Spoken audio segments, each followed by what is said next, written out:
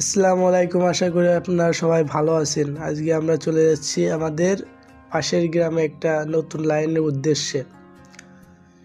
সেই জায়গায় যেয়ে দেখি কতটুক ফাইবার লাগে, কতটুক কী দেখি লাগে, সেই জায়গায় আমরা যেয়ে দেখব। এই যে ওই সামনে বাসা আর এটা পিলার, এখান থেকে ওই বাসায় যাবে লাইনটা।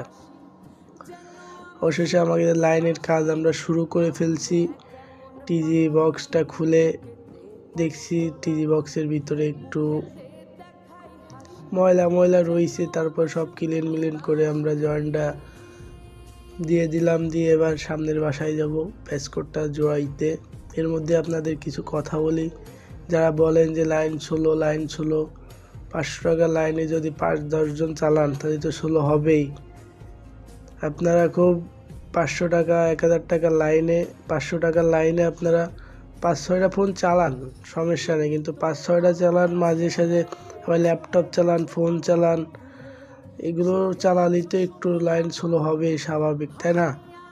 এখন আপনারা যারা এই যে কমপ্লেন দেন যে লাইন চলে না, এই কথাটা বলে আমাদের যারা ওয়াইফাই ব্যবসা করে তাদের মার্কেটিং খারাপ হয়ে যায়, তাদের সব কিছুই খারাপ হয়ে যায়, বুঝছেন? এগুলো করবেন না আপনারা।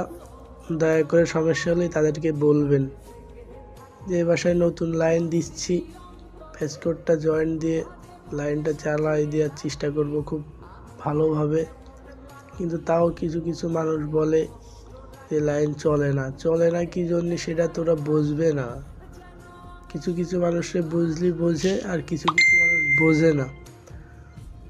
এখন যাই হোক, কেউ আর কোনো কোম্পানিরে কমপ্লেন দিবেন না। যা হয়েছে তাদেরকে খুলে বলবেন যে এই সমস্যা, আমার লাইন একটু ঠিক করে দিয়ে যাও।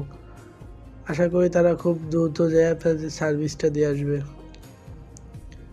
এবার এটা লাইনটা দিচ্ছি, কাকা বলতেছে কাকা ভালো করে দিও, আমি তো কিছু বুঝি না, আমাকে একটু বোঝাই দিয়ে যাও। আমি বলছি কাকা আচ্ছা ঠিক আছে, আপনাকে সব বুঝাই দেব। সব কিছু কমপ্লিট হওয়ার পরে আমাদের লেজারটা একটু হাই, তাও 22 লেজার, খুব সুন্দর লেজার, সব কমপ্লিট হয়ে গেছে। এই যে লাইনও চালু হয়ে গেছে।